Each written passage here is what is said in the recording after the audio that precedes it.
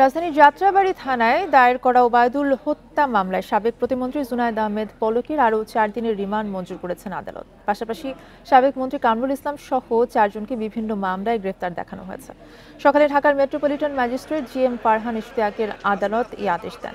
Topper non-stick কুকওয়্যারে ৫ স্তরের European standard coating থাকায় খাবার লেগে যায় না।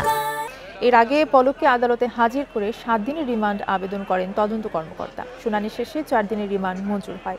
এদিকে যাত্রাবাড়ী থানার ২টি হত্যা মামলায় পলক, রামপুরা থানার হত্যা মামলায় সাবেক মন্ত্রী কামরুল, বাড্ডা থানার মামলায় সাবেক মেয়র আতিকুল এবং গুলশান ও রামপুরা থানার আলাদা মামলায় সাবেক প্রতিমন্ত্রী কামাল মজুমদারকে নতুন করে গ্রেফতার দেখানো হয়েছে।